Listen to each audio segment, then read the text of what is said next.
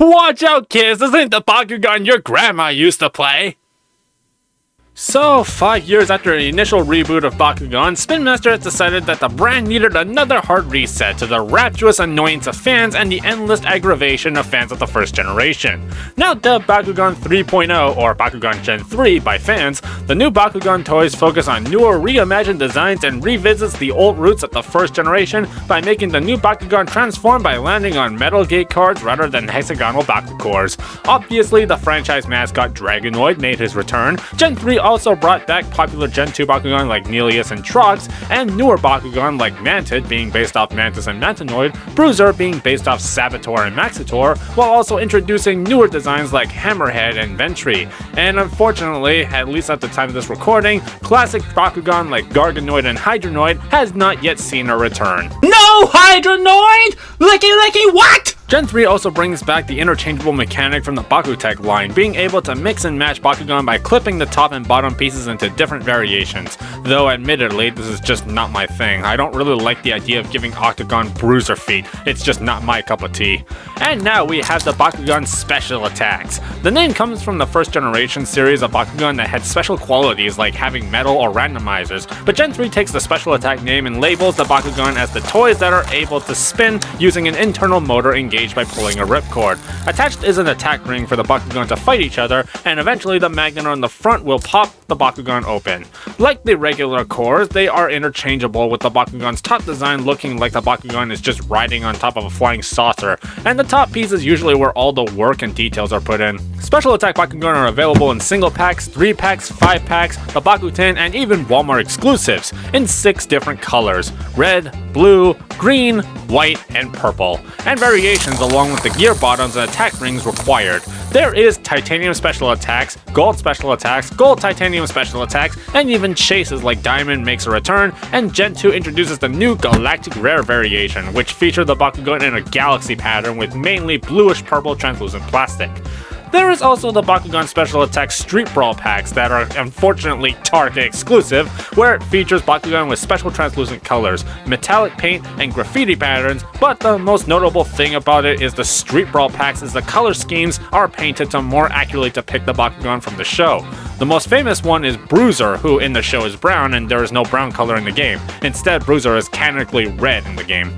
I have quite a lot of feelings regarding these special attack Bakugan, mainly with the idea of the spin mechanic making them fight like Beyblades and just the overall design of them. While Bakugan like Bruiser seem okay in terms of being made with special attack in mind, Bakugan like Mantid and Dragonoid barely even look like their monster counterpart. Drago especially barely even looks like a dragon with what special attack variations he's gotten. The only exception being the gold titanium version that is exclusive to the arena, since I personally believe this to be the best looking one out of all of the ones that we have so far. Most of the special attack Bakugan barely scratches the surface of being intricate but functional when it comes to design. Though to be fair, this is still the first wave or so, and the other previous generation's first initial designs weren't so great either, and it took another few waves before really coming out with something that looks good. But one Bakugan I think really shines the most in terms of design and perfection is, you guessed it, Ventry. Ventry is base, by the way. Ventry is awesome. She represents what I think Special Attack Bakugan should be. A strong looking design with very good details that looks great when it opens and functions very well when closed and spinning, only having manual parts on its wings that is totally optional to open to fully transform but does not change the overall presentation. Special Attack Bakugan fight each other in a 2x2 grid made of 4 gate cards. You engage the motor by pulling on the ripcord and placing them down on the field at the same time, and they fight. When the Bakugan opens, you compare stats using what matching symbol they land on the gate card. Highest number wins. If one Bakugan ends up standing, then you just skip to victory step. If both Bakugan miss, then you just spin again. The winning Bakugan returns open, and the losing Bakugan closes and be used again next turn. First the 3 Bakugan open wins. The Special Attack Bakugan, while they are very cool to watch spin and fight, they do have a couple major problems. For one, you can't exactly play with them on any flat surface without them spinning off the table or flinging the gate cards all over the place. Because of the way the spin engines work, the Bakugan can get stuck in between the creases of the gate cards, and they won't be able difficult to get back on to open. Some have said to fix this problem they tape the gate cards down, but even with that, 99% of the time, the special attacks still end up spinning off the gate card surface. So in order to fix this problem, Bakugan put out a battle arena with indentations on the surface to put the gate cards in to prevent them from flying. The thing is that that's just not what Bakugan was all about. Bakugan was a game where you could set up a game wherever you wanted because it was a marble game. You had control over where the game pieces went with no additional setup required. Like with Beyblades, if you want spinning tops to properly fight and engage with each other without making a mess or hurting yourself, you need an arena for them to fight on, which Bakugan sells, or the top of a Bakuten. The fact that they had to include the indentations as a design choice means that they're more than aware of this oversight. In order to properly play with these special attacks, you have to buy either of these products. Another problem with these toys is the mechanical designs with interchanging the parts. Sometimes the top pieces snap off accidentally, some of them are even difficult to close, and a lot of the times the Bakugan spazzes out instead of spinning.